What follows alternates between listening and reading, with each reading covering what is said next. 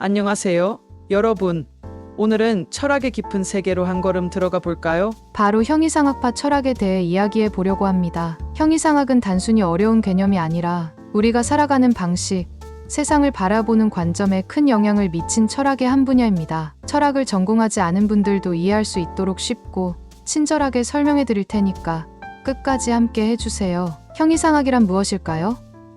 이 단어는 자연학 너머라는 의미를 가집니다. 즉, 우리가 눈으로 보고 손으로 만질 수 있는 물질적인 세계를 넘어 존재, 본질, 실제란 무엇인지 탐구하는 철학 분야입니다. 이 개념은 고대 그리스 철학자 아리스토텔레스에서 시작되었고 이후 수많은 철학자들이 형이상학적 질문을 던졌습니다. 나는 누구인가? 우리는 왜 존재하는가? 우주의 본질은 무엇인가?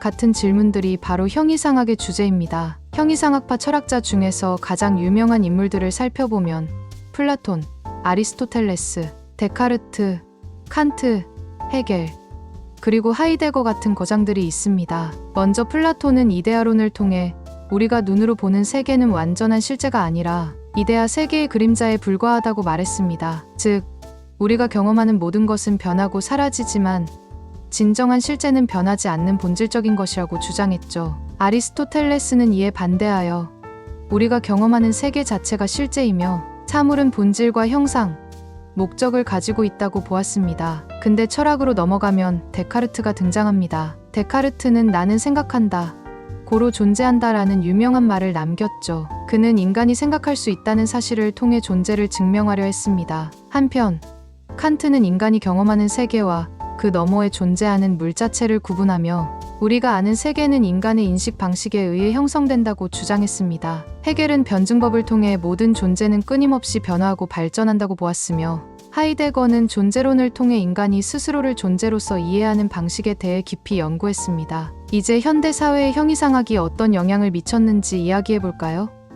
형이상학은 과학, 종교, 심리학, 예술 등 다양한 분야에 영향을 미쳤습니다. 예를 들어 양자물리학에서는 현실이 관찰자에 의해 달라질 수 있다는 개념이 등장하는데 이는 형이상학의 오래된 질문들과 맞닿아 있습니다. 또한 인공지능과 같은 기술이 발전하면서 의식이란 무엇인가와 같은 형이상학적 질문이 다시 주목받고 있습니다. 철학 없이 기술을 논할 수 없는 시대가 된 것이죠. 일상의 삶에서도 형이상학은 우리에게 깊은 영향을 줍니다. 종교적인 믿음에서부터 우리가 살아가는 의미를 찾는 과정까지 모두 형이상학과 연결됩니다. 예를 들어 나는 왜 이 일을 해야 할까? 또는 우리는 어떻게 살아야 할까?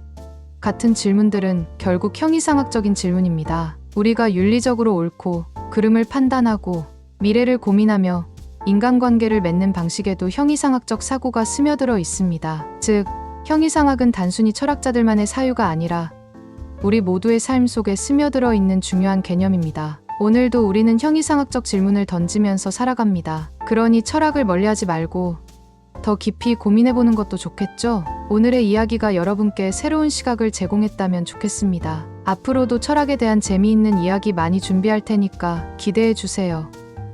좋아요와 구독도 잊지 마시고요. 그럼 다음 시간에 또 만나요. 감사합니다.